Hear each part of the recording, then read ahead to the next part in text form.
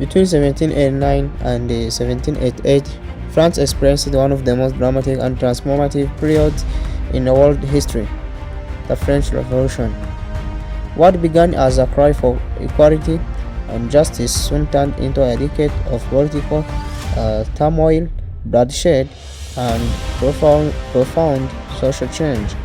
This documentary takes you on a journey through the unfolding events from the storming of the Bastille and the fall of the monarchy to the reign of terror and rise of Napoleon Bonaparte.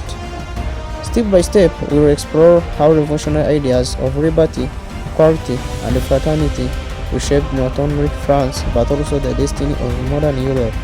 Please, for those who reached here on the first time, please subscribe, like, share, and comment so this video can reach to more people who are engaged in it. So, welcome in this documentary of today. You're most welcome. The major development of the French Revolution are discussed as below. Summoning of the Estates General Meeting by the King. This meeting, which brought together representatives of all the three state estates, was called due to bankruptcy that faced the country. Breed riots were spreading in the country. Nobles were fearful of taxes, were denouncing royal tyranny. These conditions forced King Louis XVI to summon the Estates General to meet in Versailles. All the representatives of the treaty states prepared their grievances in readiness for the meeting. Many grievances revolved around the deteriorating economic conditions facing the country and the need for reforms such as fair taxes, freedom of the press, and regular meetings of the Estates General. There was also local issues which were specific to trades such as shoemakers, peasants, and servant girls, and others. Generally, the grievances narrowed down to serious issues of class resentment. The third estate mainly targeted the first and second estates. They raised the issue of abolition of all feudal rights and dues among their many grievances. The first point of disagreement among the delegates was on whether to meet jointly or separately in their respective classes. The meeting as individual estates would be against the favor of the third estate, as the clergy and the nobility would outnumber it. Meeting jointly was against the clergy and nobility, as Louis XVI had a role double representation for the third estate.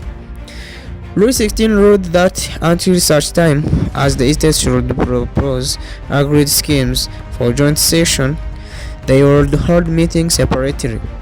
This was not welcomed by the third estate, led by Comte de Mirabeau, or a rebellious noble who stood and was elected to represent the third estate. The third estate rejected the policy of separatism. Instead, it voted to call itself the National Assembly and invited the other estates to join the body. Some of the parish priests had already crossed over the third estate, and now the majority of the clergy voted in favor of the third estate's declaration. 2 or 3 days later, the king ordered the hall where the National Assembly was meeting to be closed for alteration. The third estate took the worst possible misinterpretation of the king's action. Immediately, they moved to an adjacent tennis court and solemnly swore never to disperse until a constitution was firmly established. This already was an act of defiance to the monarchy. The third estate voted on 17th June in 1789 and they created the National Assembly. All this was the work of a clergy, Abbé Sieyès, who was sympathetic to the third estate cause. The vote was the first deliberate act of the revolution. So the following cause of this French Revolution is the significance of the event. In significance of the event, where it marked the beginning of the French Revolution. This was after the Third Estate had declared itself the National Assembly. At this point in time, the French revolutionaries got a fame a firm ground to begin to challenge the position and powers of the ancient regime. It showed weakness of the King Louis XVI. It should be noted that he failed to control the three estates after disagreement that had risen over the seating arrangement and voting procedure. More weakness were shown by Louis XVI when he ordered the nobles and the clergy to join the National Assembly, which was established by the members of the third class. It showed the unity of the third class members. In fact, it was on May 15, 1789, when King Louis XVI exposed his weakness. On this day, the third estate members exhibited their unity during the time they were taking the tennis court off on June 20, 1789. On the other hand, the members of the lesser nobility and lower clergy showed their disunity to the public when they decided to join the National Assembly. It started the beginning of parliamentary democracy because for about 175 years the Estate General Meeting had never sat until just resurrected on 15th May 1789. The French Parliament, which had passed about 175 years without functioning, was resurrected. In fact, it was from May 15th, 1789 that the National Assembly could regularly meet and discuss different issues that affected France. It laid a foundation stone for the members of the Third Estate to start demanding their rights.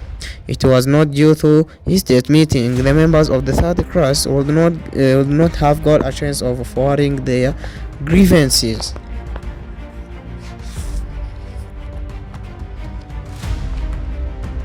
So the following course is the tennis court off.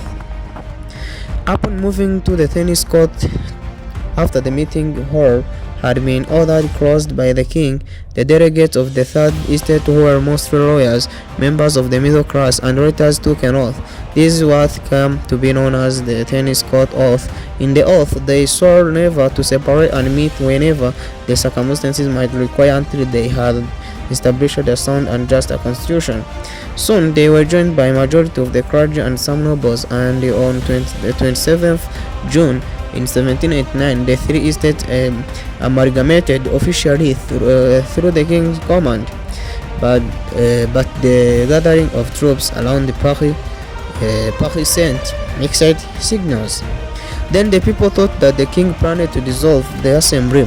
Suspicion and rumor continued to poison the atmosphere in the countryside. Violent crimes took an upward trend.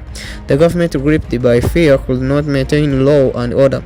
As a measure of self-defense, the Parisian electors at the end of June set up a committee in the hotel known as the National Guard. The media was also ready with revolutionary pamphlets and journals, while speakers with a good oratory skills fired up the people with their oratory eloquence, which was based on reform-related issues. On 1st July 1789, on the advice of the Queen, the King fired his reform-minded minister Necker from his post of controller in his court. This action angered the Paris people. The people sought weapons to defend themselves against the army, which was in the Paris suburbs. They raided gunsmiths' shops and surrounded the Hotel de Ville, making loud noises. In the hotel, the committee of electors found themselves in a state of uncertainty. They hastily voted for the creation of a citizens' militia. It was also forced to hand its stock of weapons to the people. So thank you. This is the first part of this course of French Revolution. So please subscribe to this channel so that you will get another conversation and another second part or part 2 of this course of French Revolution. So thank you. Me, I'm called the Dolph. So we'll meet again. Please make sure that you have subscribed to Dolph Media, and also God may protect you. Thank you.